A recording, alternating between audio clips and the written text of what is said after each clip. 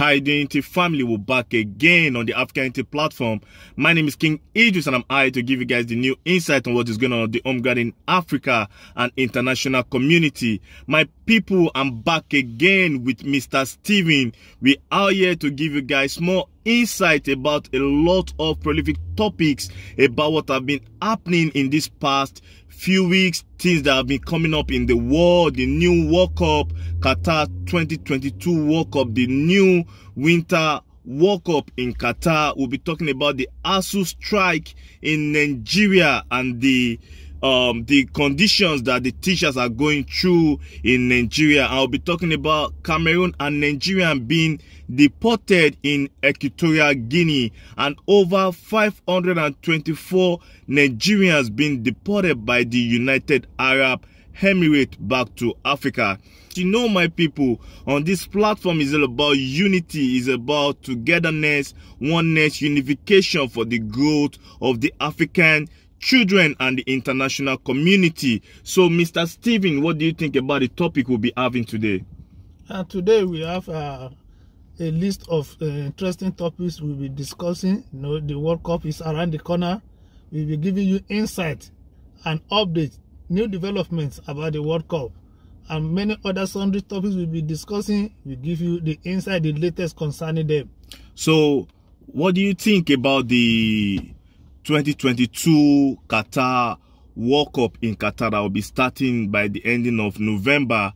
We have a lot of countries, like 5 African countries doing this World Cup that will be participating in this World Cup. We have Senegal, we have Ghana, we have Morocco, we have Tunisia, and we have Cameroon, you know, and we have a lot of other countries too from Europe. We have other numerous countries like Serbia, Wales, we have England, Italy, we have Portugal, Germany. We have almost 16 countries out of Europe, which we will be mentioning. I'll be talking about the prolific players that we have to look out for in this World Cup. Everything that comes with this World Cup, from the bribery case, from the new stadiums that will be showcasing people. The stage is being set, and is this November that will be starting. Is set for the world first Winter World Cup. You know, the shiny new stadium, everything going on in this beautiful country of Qatar at this present time in the day. A lot of people have been flowing in this country. They have new metro links, new infrastructure built for these people that they have to enjoy this in their country in this time of the World Cup. And you know, the Qatar, the Arab countries around this environment of the beautiful country of Qatar have come out in a lot of ways to show their support and everything that comes with this World Cup, because you know this World Cup had a lot of controversy. So I'll be asking Mr. Steven for us to deliberate about this. So what do you think about this Qatar World Cup? Qatar World Cup is going to be, as usual, one of the best World Cup to see. You see, every time a World Cup comes up, it is always better than the previous one. Yes. And I give it to the Qatar authorities. They've spent a lot of money giving us the best of stadiums we can think of. You know, Qatar is all rich. They have the money, the technology is there, so they have giving us the best of all the stadiums we can think of. So everybody is looking up to a very thrilling experience in Qatar 2022. You know, World Cup is 4 years. So they've put in a lot of preparation, they've put in a lot of money, they've put in a lot of technology. And a lot of people too. Of course, people are expecting it. They are waiting for it. And the time is here now. People are already trooping into Qatar for the festival, because this is the biggest sporting festival in the whole world. Yeah, the biggest one in the whole world. Biggest sporting in the whole world. So people are expectant, and I can assure you, people will not be disappointed. They have the stadium, although there are little controversies here and there. And before that, you know, this is the first time this World Cup will be shifted to the winter. This is in consideration for people enjoyment, excitement. You know, Qatar is like a desert area where the temperature is always high. And if people come around at a time where the temperature is high, players will likely fag out easily. The entertainment will not be at its peak. That is why they have shifted it a more friendly time of the year, considering the Qatar environment. So it will be more suitable for a lot of people coming from Europe and a lot of people coming from other side of the world, like people coming from Asia, Central Europe, even Africa. So it will be like a celebration mondial, for the whole countries coming in. It will be beautiful for them with the quality and the the infrastructure level in terms of money pumping into the World Cup. This will be one of the most interesting World Cup in the history of World Cup, because the last World Cup that has been played in Russia, we see what Russia government really did in this time. They're pumping a lot of money and they make it more suitable for a lot of people, to enjoy themselves in this province at the time. So what I'll be asking again is, what do you think about the culture and traditions in the country itself, in Qatar itself? Like, a lot of people coming from Europe. You have more than 13 countries in Europe that is coming for this World Cup. Like, you have Denmark, you have France, you have Belgium, you have Croatia, you have Spain, you have Serbia, you have England, you have Switzerland, Netherlands, Portugal. You have all these people coming in, and these people coming in, they have more flexibility in their own country in terms of alcohol, liquor, beers, drinking all this stuff. And Qatar is a Muslim country, so that's why I'm asking you this question in terms of the cultural ethics of the Qatarian people. What do you think? How do you think the fans will enjoy themselves on this kind of substances? We human being, and this is a celebration of life around the world. So what do you think about this Qatar culture, about this? What do you think? How do you think the people should move around, and what do you think the people will do? Yeah, the Qatari local organizing committee has put that into place. They have considered that because they know if you are holding a kind of festival that will embrace all the world, they know there are different cultural differences, there are different orientations, there are different sort of things. Now they have made the preparation and they have given out the information. They have given the participating countries, fans, spectators, the list of do's and don'ts in their country. They have advised. Because they are Muslim countries, they have Sharia. They have advised, they have told people far ahead of time. Anybody, any spectator, any fan, any teams playing should come with their spouses. They don't encourage free movement of women as we have in Europe and other parts of the world. So they have given out the warning early enough. If you are coming, you come with your spouses. They can accommodate that. And there are some countries which they feel they may not be able to comfortable with those laws they call street. They have decided to camp outside Qatar. They made their because of the liquor, because of the alcohol laws, right? So the kind of dressing we have in Europe and America is different from the ones we have in Qatar. You're right, because they are Muslim countries. So what they do is they play their games in Qatar and they go back to their base outside Qatar, where there's a bit more flexibility and they can do at least one or two things they can like, so that they not run far of the laws of Qatar. Okay. So which country out of Africa do you think, out of the 5 countries that will be, representing Africa, we're talking of, Morocco, Tunisia, Ghana, Senegal, and Cameroon. Out of these 5 countries, which country you think is going to go far in this World Cup according to their history and their according to their history in recent days and recent World Cups? At a time, the North American countries were doing very well until West African countries took over.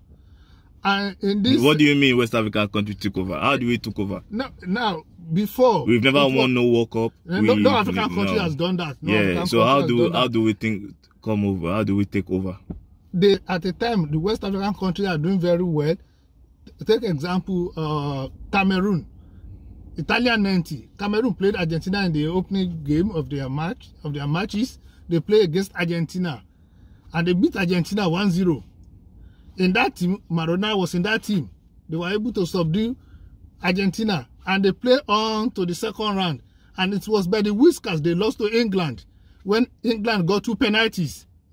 Cameroon was far leading when England got 2 penalties, and they were able to win Cameroon. Yeah, that was a lovely game. In 1994, Nigeria too was doing very well. They won the first match 3-0 against Bulgaria. The second match they lost. The third match they won 2 against Greece 2-0. And we are winning Italy second round until close to the end of the match when we lost our gas and when Higuaín just bounced on the prolific striker of Italy at the time, Roberto Baggio, and he made the mistake at almost the dying minute when Nigeria was, at the top of their game. We have prolific players at this time, like we have Finidi George, we have Olise, we have a lot of prominent players, JJ Okocha, Sia. We have a lot of prolific names at this World Cup, and the prolific keeper to Kepa Rufai. So continue with the stories. So we would have gone ahead of that if not that we lost our guard towards the end of the game. And you remember that team of that 94 was rated by FIFA as the second most entertaining team in that competition, even in the world. Yes, at the time. Yeah. So that is what African countries have been doing at the World Cup. So I'm looking at Cameroon this time around. Match that in this World Cup from the African countries, out of the African countries that are playing in this World Cup, the match that I want to see myself is the return match between Ghana and Uruguay. That was the two countries that fall in back to the same group. You have Uruguay, you have Ghana, South Korea, we have Portugal, we have Uruguay, and we have Ghana. So this group to me is what we call the group of death for the African country, for the beautiful country of Ghana coming out of Africa. So on this, I'll be saying the match that I want to see myself is the match between Uruguay and Ghana, because we remember what happened in the last World Cup 16 years ago when Luis Suarez used his hand, to take the ball out of the net and causing Ghana to, fall out of the World Cup. And we were thinking that would be the first African country to go into the semi-final and probably into the final because of the qualities that the Ghana national team had at this time. They have Aga Asamoah Gyan. They have a lot of prolific players like Sule Montari, Stephen Appiah. They have a lot of prolific players at this time. But it comes to the point whereby they rob African countries again, like they did to Nigeria by, Roberto Baggio falling inside the post 18 and Austin Higuaín. His experience was not enough, to fight and play along with the enormous experience of Roberto Baggio, which was playing for Inter Milan, which was playing for Juventus at the time. So what do you think about this? Are you too interested in seeing the Ghana-Uruguay match? I know, apart from Ghana-Uruguay match, as you said, Ghana will have advanced at that particular stage where until Luis Suarez used his hand to stop a ball that was net banned. Of course, he was given a red card. Ghana was awarded a penalty, which of course, unfortunately, Ghana lost. Asamoah Gyan played the ball up, yeah. He hit the crossbar. And you can see the way Luis Suarez was celebrating and dancing. That is what he wanted to achieve, and he did that. So that is going to be a tough match. It's going to be a tough match, definitely. And again, Portugal's in that team. That's why I say it's a group of death. And Portugal, of course, has Cristiano Ronaldo. Cristiano Ronaldo is not particularly doing well in Manchester United. Why do you say it's not doing well? He has not started many matches. And by statistics, most of the matches he started, Manchester United lost. You hear his interview with Pierre Morgan, where he said he doesn't respect the coach because he feels that the coach doesn't give him respect too. Now, so this is the only Mr. Steven, Mr. Steven, yes. No, you need to take it easy on Ronaldo. I'm a Manchester United fan, right? So let me give you some insight on that. So, okay, I love this conversation. Piers Morgan interviewed Ronaldo for this conversation, like an interview for him to give insights on his new experience coming back to the club.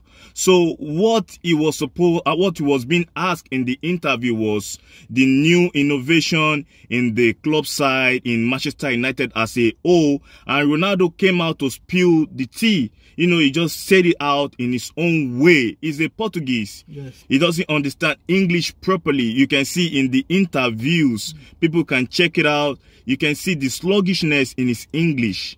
He was trying to express himself how people come against him. He respects the present coach of Manchester United.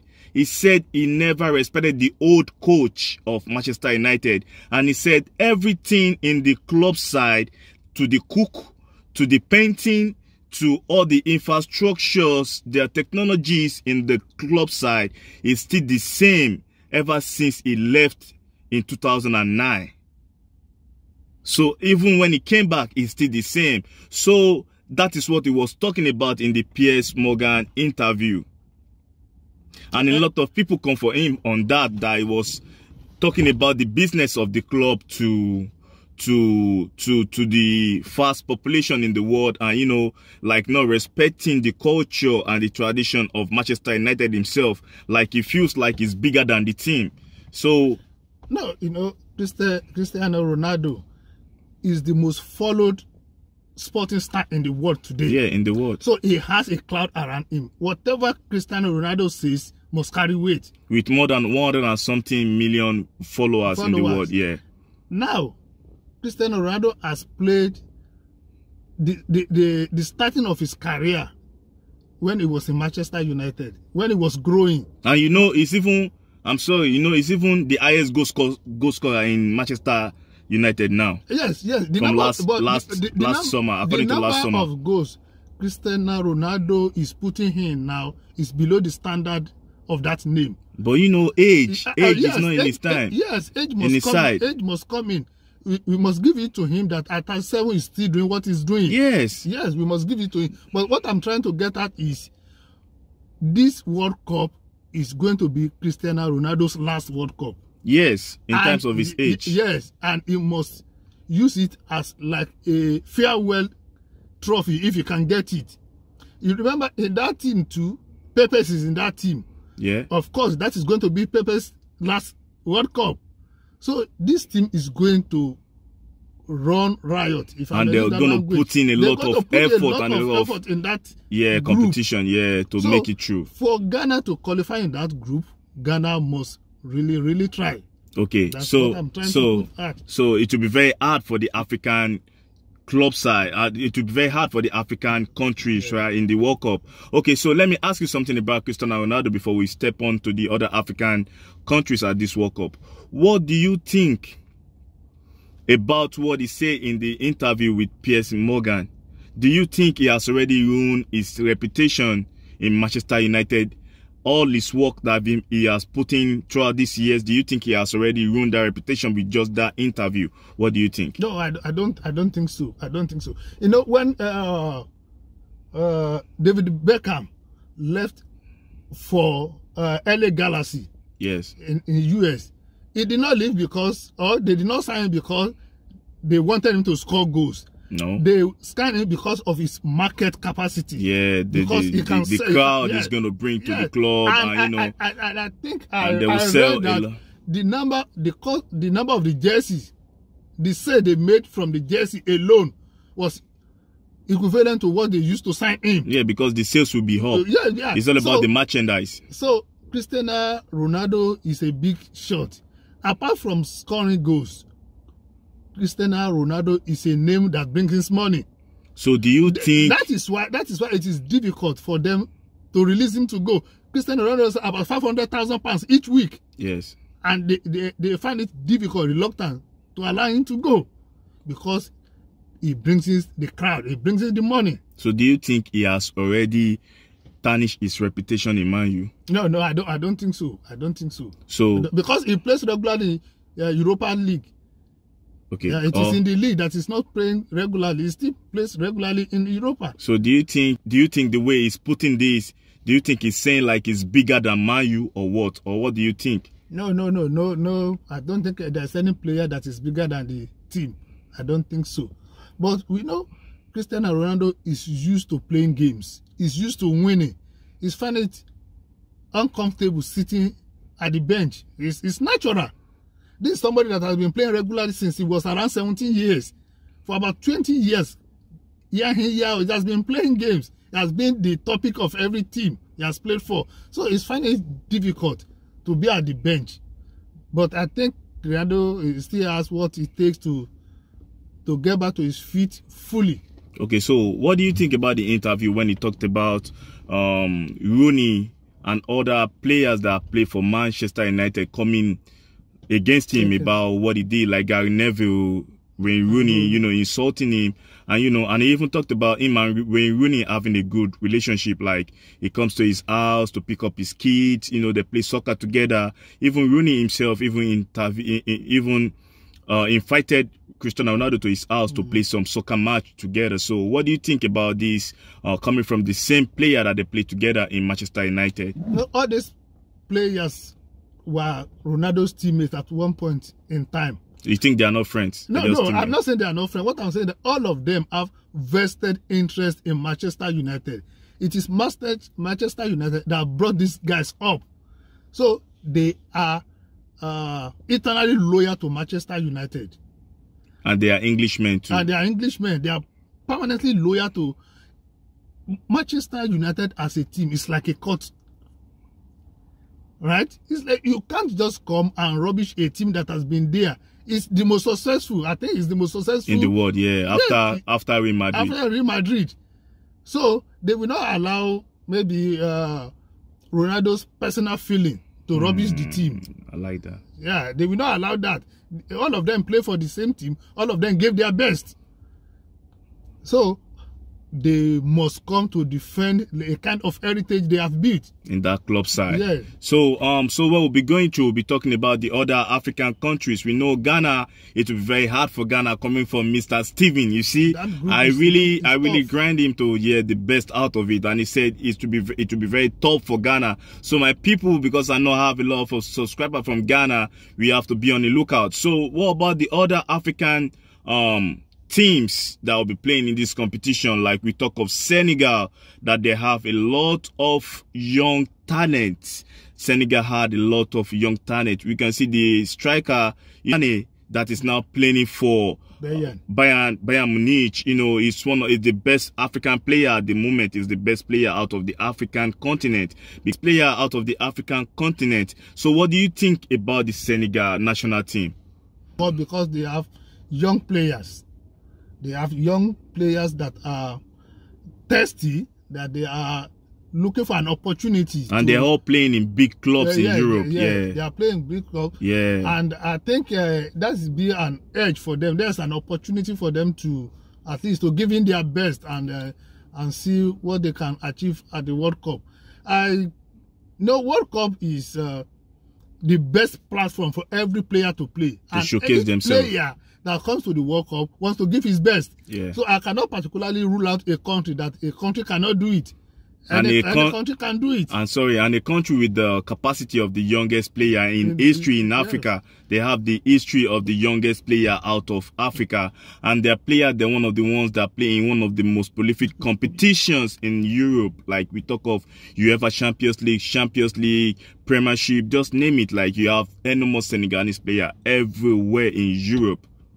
No, every country that qualifies for the World Cup is a potential winner to me. Oh, for sure. Yeah, they must have struck off a lot of competitors along the way. Because it's not easy. It's not easy to qualify. You see what happened between Ghana and Nigeria when Nigeria lose to Ghana in Nigeria. When you see a lot of Nigerian, like scattering the stadium, just like vandalizing everywhere in the stadium because they get frustrated about the outcome of the match. So a time has passed when we say this is own advantage. A good team can win anywhere. So, as you said, Ghana came here and took the chance, and they are in the World Cup. So, home advantage does not really play. If you are good, you are good. For any country to be in the World Cup, that country is good enough. But you know, Ghana was just lucky because Nigeria have the better players, though. You know, it's not a one-match decider. It's not a one-match decider. If you had been a lot better, we would have qualified long before the last match. So, if you are good, you are good. If you are not good, you are not good. Although luck can play in once in a while, but a good team is a good team. So you mean the Senegal national team is going to come out with flying colors because of the young players they have and the history coming with it. So what do you think about Cameroon? Of course, Cameroon to me is a good team. Anytime, any day. Anytime Nigeria play Cameroon, it's always been a very difficult time for me. But you know, no Cameroon, they are physically strong. They can withstand. They have stamina. They can withstand anything, and they play good football. They rated them as the strongest team out of Africa in the last previous Nations Cup, and you know, to this World Cup too. They're the strongest team coming out of Africa. So what do you think about Morocco and Tunisia, their national team in this World Cup? What do you think they're going to go? Because, you know, Senegal is being grouped with Netherlands, Qatar, and Ecuador in the same group, where Tunisia is being grouped with France, Denmark, and Wales, you know, and Morocco is being grouped with Belgium, Croatia, and Canada. So how do you think this group, these African countries will perform? Denmark, we cannot underrate Denmark. No, they have history. Yes, I remember 1998 World Cup. Yes. Second round, when we played Denmark. Before that match, we were already expecting Denmark will win Denmark and play Brazil the next game. But Denmark came strong and defeated us 4-1. Yes. So we cannot underrate Denmark. And of course, going by standard, France is there. France is a big team. We have some of the best teams. We have some of the best players. Mbappe is there. This the other guy, Pogba. the Algerian striker, the Algerian from France that plays for Real Madrid. What's his name? Benzema. Benzema is there. Pogba is there. This Chelsea guy is there. Fantastic players. N'Golo Kante. N'Golo Kante, yes. Yeah. All these guys, fantastic players. And I know France will qualify in that group. Okay. So Tunisia, we need to work hard. Okay. To qualify in that so group. it means to be very hard for Tunisia too, for the African team. Yes. So what do you think about Morocco? Morocco, you know, Belgium always have good players, but unfortunately they have not been doing well. So I'm hoping this time around maybe they do well. And their players, they are coming of age now. They are getting older now. Yes, most of them, maybe this is going to be the last time they're going to play World Cup. But we can't underrate something like Brunei. We can't underrate, I don't know whether Asuu is doing well now, because he's not been playing well. But they have good players. They have good players in Belgium. Asuu is not in his top form, and even he's looking into like a trade from Real Madrid to like some Premiership club side like Aston Villa, sign him. Even Nottingham Forest too is looking to bring him back to England. You know, all these countries that have been going to the World Cup repeatedly have not been doing well. I'm always afraid of them, because anytime they can spring surprises. So Morocco too, we need to work hard in that. So, and you know, Belgian players have a lot of experience too in terms of history, and they're one of the best set of players if you're talking about the world now, because Belgium national team is being rated as #3 in the world, and they were #2 in the world before they fall back to #3 in the world. So from me to you, let's just talk about it. I know Argentina is in the World Cup. You got Messi, Brazil is in the World Cup, Neymar, a lot of other prolific people in the World Cup too, and Ecuador, Uruguay. So from you to me, how will you say it? Like on AfricaUnity platform, just say it straight. Like, who do you think will be the World Cup winner in this competition?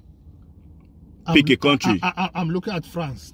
Okay, you picked France, right? Yes. So in this, Mr. Steven picked France, and on my own side, I picked Brazil to be the Qatar 2022 World Cup team to win the World Cup. So we're going to look out to the country that will win the World Cup. And on my platform, I give it out to anybody that comment in the comment section the country that you picked that is going to win the World Cup. If you comment in the comment section on this topic, I'm going to pick the winner. And when the World Cup ends, I'm going to give $100 to anybody that picked the right country to win the World Cup. So the reason why they say this Qatar 2022 World Cup is a controversy World Cup is the reason, and a lot of enormous, controversy issues that come with it, like bribery issue, and a lot of people, permanent migrant that was working on these stadiums, the beautiful venues, the beautiful metro links,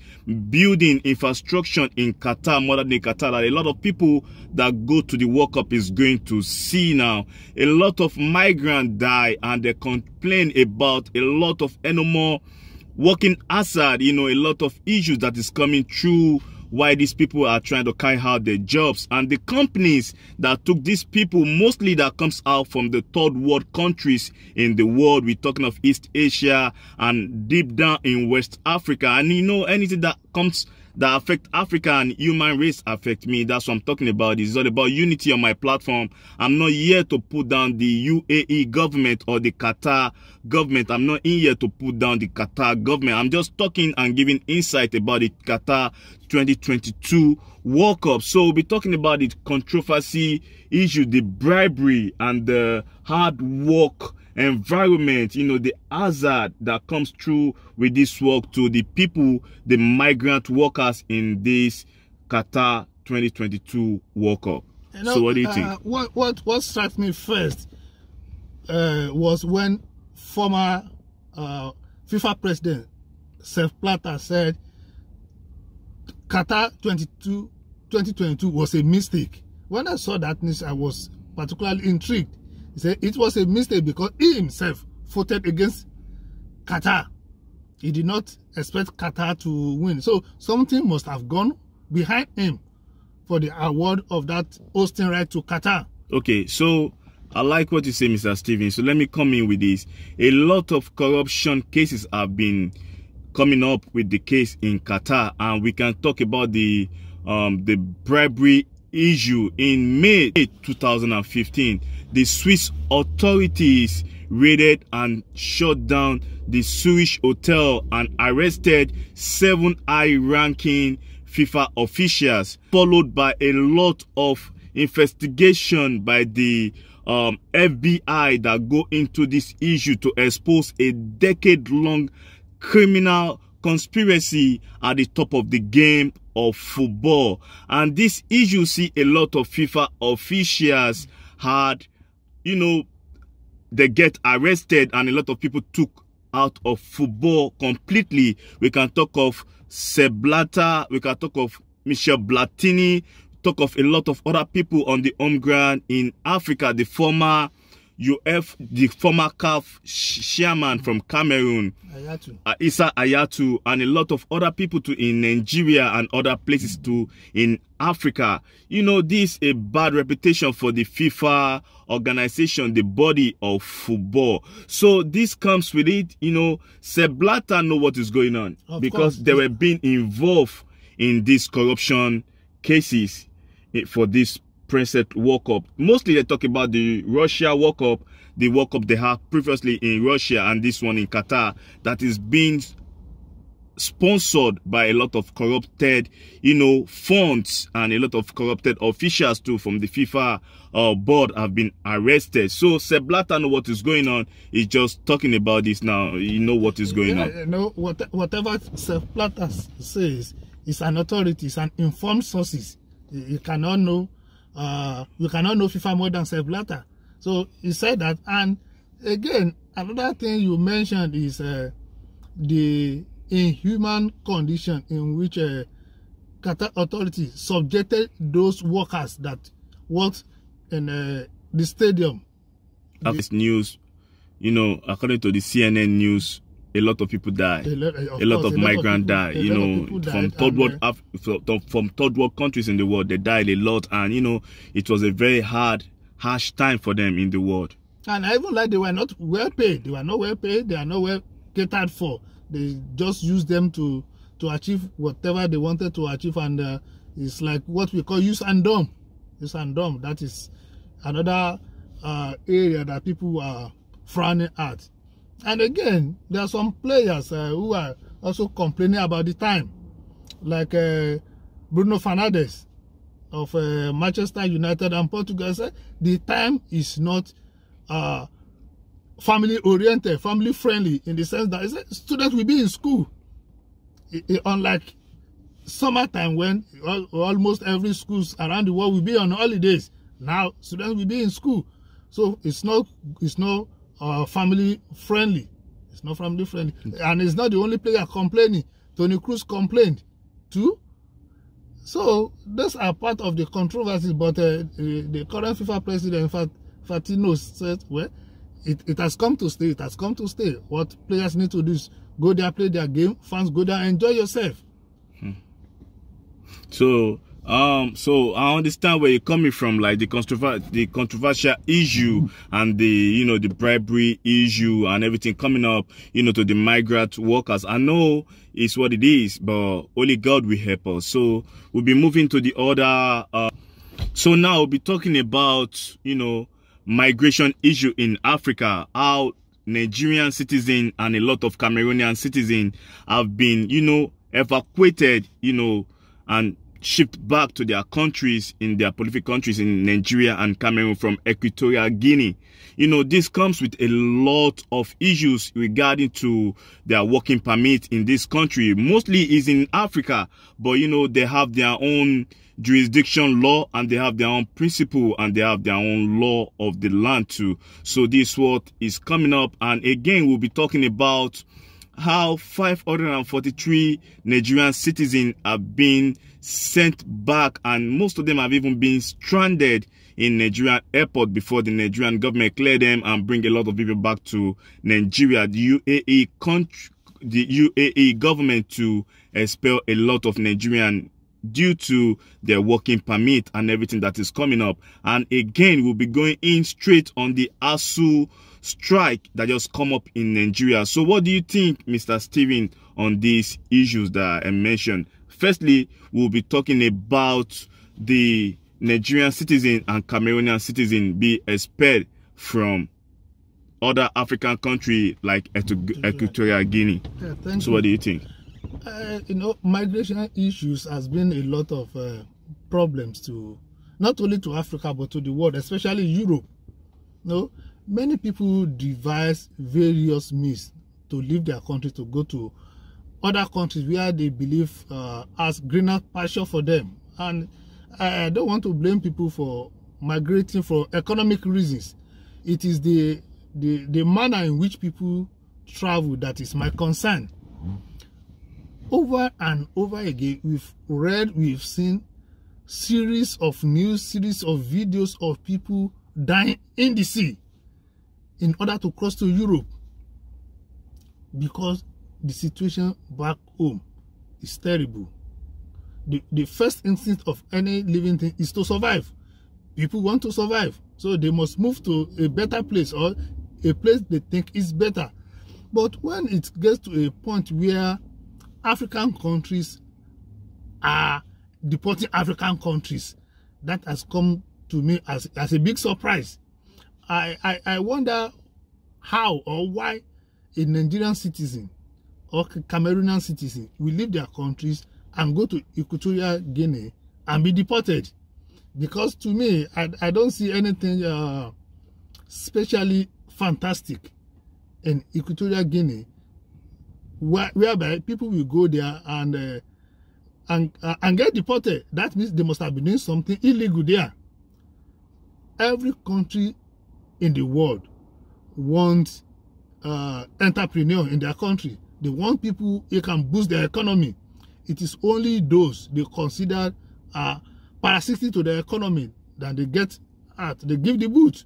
So I don't know how bad or how terrible people from Cameroon or Nigeria feel from their own country for them to go to Equatorial Guinea and be deported.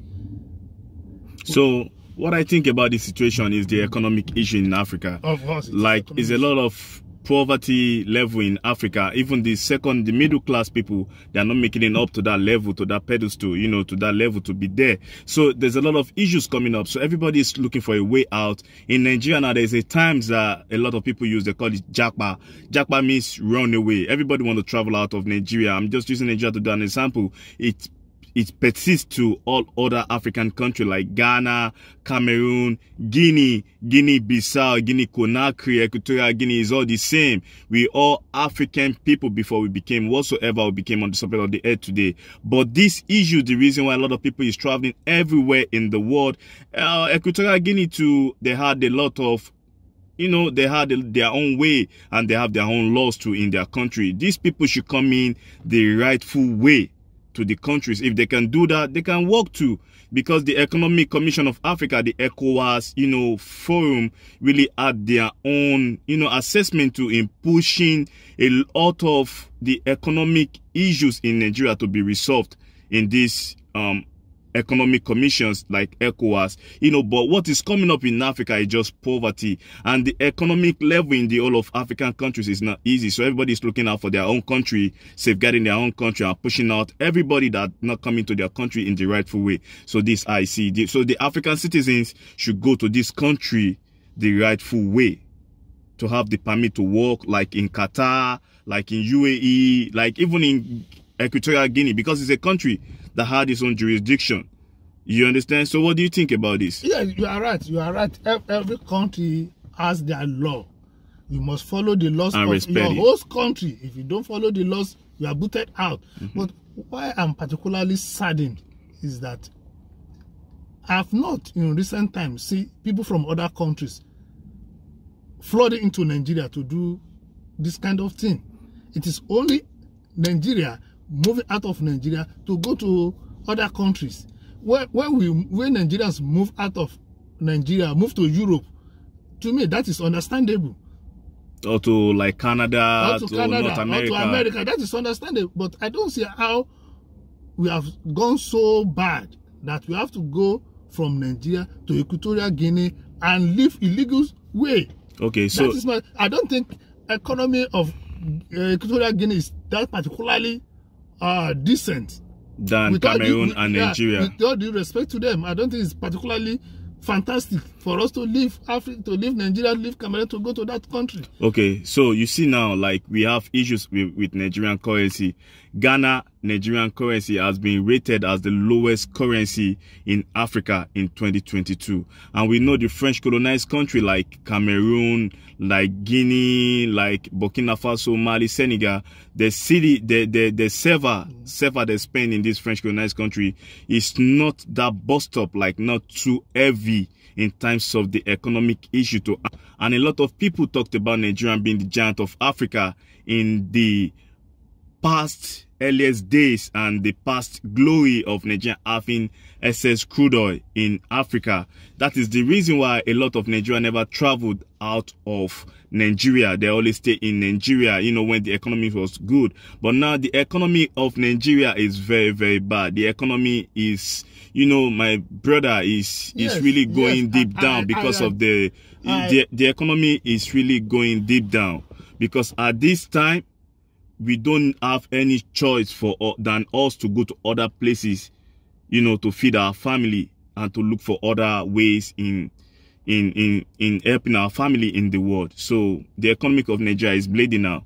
So I don't see, if people go anywhere in the world, they're trying to look for a better life, you know, to go on with their life. So what do you think? Yes, I agree with you. All we had, all the affluence, all the wealth Nigeria had, we squandered everything 40 years. So things are terrible, I agree. Things are bad, I agree.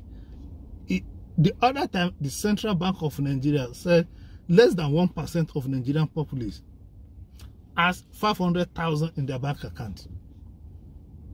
500,000 in today's currency is less than $600. It's not even up to $500 something, like $500. That means majority of Nigerians are poor. I agree. No controversy about that. It's not only in Nigeria, or other African countries like Ghana, like Cameroon, you know, everywhere in Africa too. I'm using Nigeria because CBN has said it. CBN is the bank that is regulatory of our financial activities in Nigeria. They said less than 1% has 500,000 in their bank account. Now, countries like Ghana, Cameroon, and the rest, they are passing through their own hard times too. And it is natural for people to look for where things will be better for them. It's understandable. But when you go to other countries, which I don't particularly fancy, like Equatorial Guinea. If it is South Africa, I can really understand. South Africa has a good economy, the best biggest in Africa, or the second biggest economy after Nigeria, in Africa. In Africa, that is understandable. So, what do you think about the 543 people being deported from UAE? What do you think? You know, this migration issue has put Nigeria in a big mess. You see, people just, as you said, because of the bad economic situation in Nigeria, people just want to move out.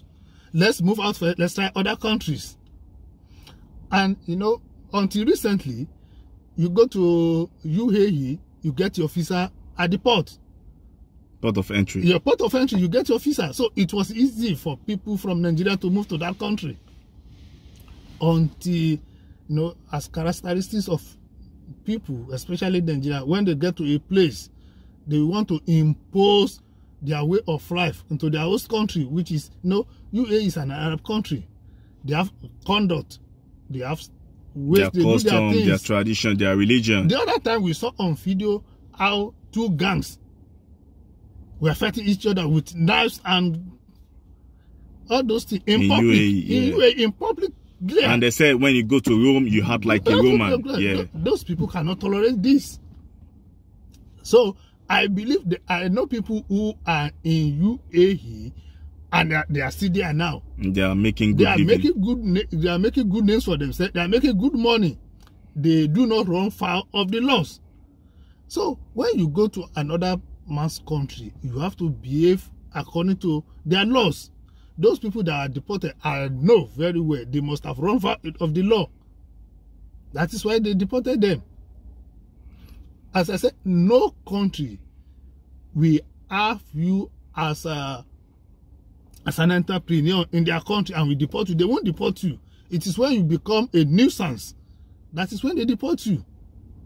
Because if they don't deport you, they don't want to ruin their country reputation, their future. You know, for you running elter-skelter from your own country means your country is not good.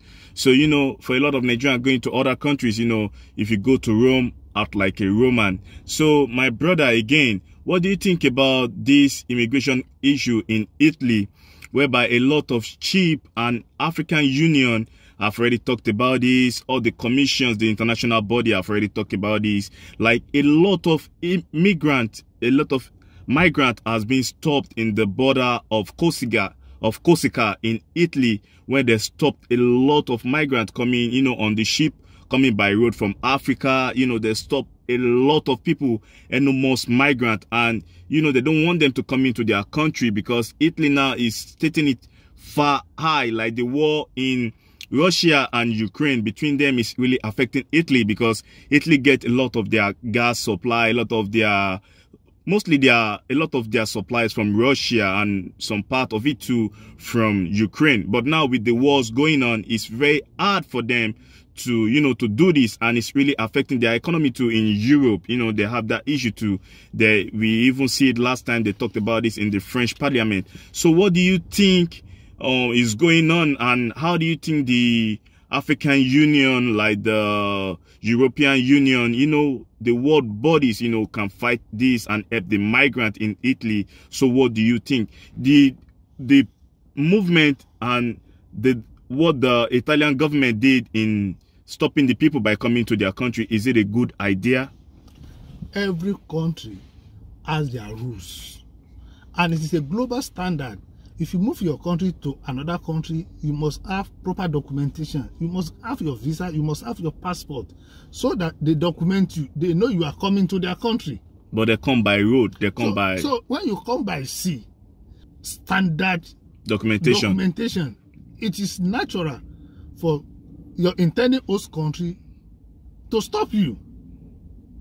One, that means you are running away from your country. You are not welcome in our country. That's the meaning. We don't know you are coming. You can't just come into our country and leave. Now, if you come into such countries, because you are coming illegally, you don't have the authority to work. You don't have access to hospital. You don't have access to many things. So you are constituting nuisance in that quality of the host country. Yeah, you are a burden on the economic facility of that country. So that's what they are trying to stop. They don't want burden in their country. They don't want burden, because if they allow every time they can add in their country, that their country will be like the country of the migrants that they're coming from. You remember some years back, I want to say this because of the nefarious activities of those migrants. Years back, the Oba of Benin in Nigeria came out publicly and was making public declaration of curses on Edo indigenes who travel abroad and bringing bad names to the race. It is that bad. It is in public there that some of these people are the ones frustrating those countries. You go to another person's country and you do a lot of things that are illegal. There's no way they will tolerate that. No country wants to tolerate that. Because they talk about a lot of stuff. They say most of the migrants later came and they go into prostitution in their country, and it's not a good look, it's not a good face for their country. You know, living in Italy, you know, is something glaring to a lot of people in this, you know, in the international community today. So I understand what you say, like, you know, if you go to a country, you should behave like those people in that country, and, you know, get the right normal documentation and come in the right way. That's what you're talking about, right? Yes. Mr. Steven? Yeah, you know, and you know, when you move to another country, you build security, you build custom rules. The possibilities is there that you are carrying banned substances. What about drugs? If they don't stop them, these guys we take drugs. Who knows whether they are already doing that? And you mentioned prostitution. We know from this part of our world that we say jokingly that Italy is the headquarters of prostitution, because there are a lot of people doing that in the world. Yeah, in the world, there are a lot of people doing that. People should try as much as possible to migrate in a decent way. Okay, so what do you think about the president of China, you know, S1 Jinping, you know, talking about the Russian Ukrainian war, and, you know, talking about the Russian president should respect the territory belonging to the people of Ukraine, because after the resolve of the USSR, when every country goes their separate way. We know Crimea was the capital of the USSR at the time, but after it takes its time and they take it back to be part of Ukraine. But, you know, a lot have been happening, like the war started from Crimea, like Russia trying to get Crimea. So what do you think about the president of China coming out and talking about this war that is affecting a lot of people in the world, and Russia should respect the territorial position of Ukraine? So what do you think about this stuff that the China president S1 Jinping talked about? I think every distant leader will want the war to end. The war, to me, has festered for too long, unnecessarily. The last time I read that one of the missiles of Russia landed in Poland. Wow, in another territory. In another territory. So this thing has gone too far. The best solution for me is, which ultimately is going to happen, is to come at the round table and settle this once and for all. Things have been destroyed. People have died. To me, they are brothers to me. Russia and Ukraine, they are part of USSR. So why should this war be allowed to fester? I think all this, like American president North Korea, China, or European president, they should find a way of just stopping this war. It's unnecessary to me. I know the leaders in the world should find a way to resolve it, but I don't blame the Ukrainian people. On my platform, it's all about unity. I'm not bringing nobody down, but Ukrainian people, they're trying to safeguard their own country too. Because after the dissolve of the USSR, everybody have their own law, they have their own jurisdiction, they have their own space in the world. So, you know, Russia want to take Ukraine or some part of Ukraine, mostly the eastern side of Ukraine, to be part of Russia, and the Ukrainian people have already resisted this action that is going on with this big war coming out of Europe. You know, my people, it's not a new thing in Europe. Europe have their own enormous history. They have their 80 years war between Spain and Netherlands, like the Treaty of Westphalia before the scramble of Africa. So they have been having issue among themselves long time ago. It's not just been documented like the way the African Civil War and everything coming out of the third world countries in the world have been documented. So to a lot of people, it will be new to them to see this war coming out of Europe. But the president of China, one of the most powerful country out, one of the earliest new powerhouse in the world, the president have already come out to speak on this issue, that the two countries should stop and Russia should respect Ukraine territorial space. So I hope they bring this war to an end, because it's not a good look. Ukrainian people are one of the most peaceful people I've ever met, and Russia people are one of the good people I've ever met, because I met a lot of people every day by day, and I intertwine, with these people, and I understand where they're coming from. So my people will be going straight to Nigeria now. I'll be going straight back to Africa, to our homeland in Africa. I'll be talking about the Asuu strike and everything going on in Nigeria pertaining to the upcoming election. And what do you think Nigerian youth should do at this time of this Asuu strike and everything going on with the Asuu strike? So, no, if you look at the background of Asuu strike has been a weapon by Asuu, academic staff, universities in Nigeria, to fight government, and that union is one of the strongest union in the country. So when Asuu says something, everybody catches cold. Now, the immediate resolution, so to say, of this crisis was that the federal government, in the name of Ministry of Labor, took Asuu to industrial court, and industrial court said Asuu should go back to work. Asuu went back to work. So when it was time for Asuu to get paid, government insisted it was going to be no work, no pay. So they were paid half of the salaries. So Asuu insisted they had to get the full salary. That is what brought them out again. They are insisting, because they're working full. Yeah, they believe they have to be paid full. In fact, the other time I listened to, I think a branch president of Asuu, he insisted that Ministry of Labor is not their employer. It is the Ministry of Education. So whatever the Minister of Labor and Productivity said was null and void. He had no power over them. He was not their minister. Their minister is the Minister of Education. And that is why they said they are going back on strike. So the meaning of this is that students will be thrown out of classes. They were home 8 months the other time. Now, if they go on strike again, only God knows how long they will be home. They'll be coming back to school. It's getting crazy. And this is a country where we have about 15 million children out of school every year. Now, university undergraduates will be home, will continue their, do we call this sabbatical holiday or what for them? I don't understand. It's not a sabbatical. I don't understand, because it's going to be terrible. And this is a country where we need development. We need to grow. We need these students to be in school, learn, study, and move this country forward. It's pathetic.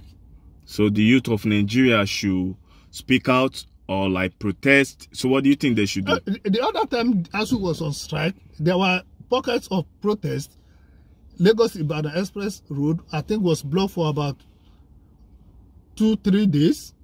They moved on to another city. They did the same thing before they were able to resolve the temporary resolution. Now, this thing is happening again. You see, when it comes to Asuu strike, there are always divided opinions. Some students will be on the side of Asuu, some students will be on the side of federal government, because all federal and state universities in Nigeria are not in good shape. All of them. All of them are not.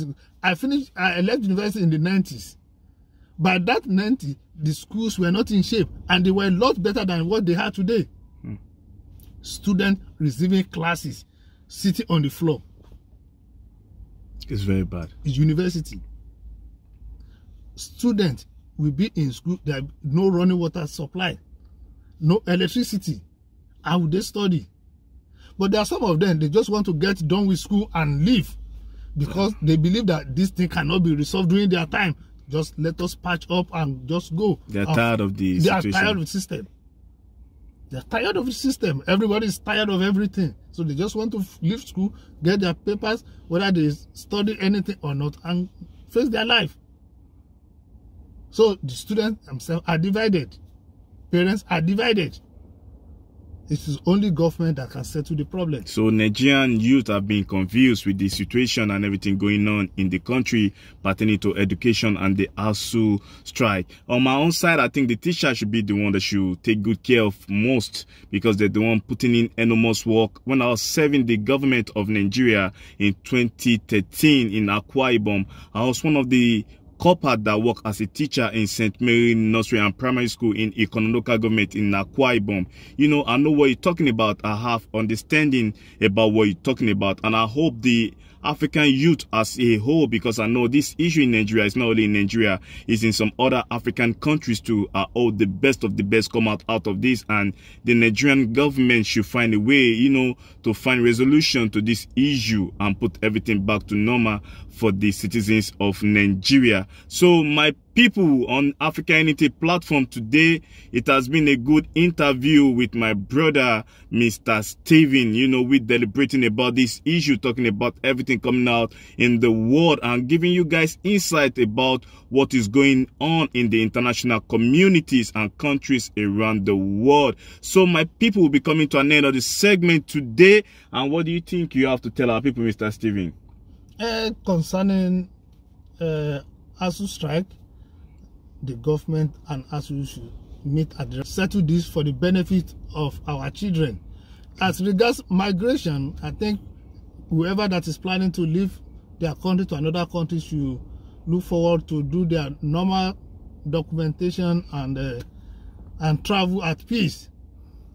So that's all I have to say. So as we watch this, please subscribe, share, and put your comment there so that we have interactive section in the comment section. Thank you. Okay, so you can hear from our brother today, Mr. Steven, is saying to you guys should subscribe, you know, like our content, you know, and share our content. We'll be coming back with so many prolific topics and giving insight about prolific issues in the world and international community. So my people, is a prolific issue today, and I really enjoy my interview with you. Thanks a lot, sir. And I want you, you know, pleasure. I want you to keep coming back, you know, educating us, you know, telling us, talking about prolific issues around the world, and a lot of people have more understanding on what is going on around the world and in the international community. So we'll be coming to an end of the segment today. I'm King Idris. On this platform is all about unity. It's unity over division. One love, one people, one Africa. Thank you, one Africa. Peace. Thank you, my people. Peace. Peace. Thank you.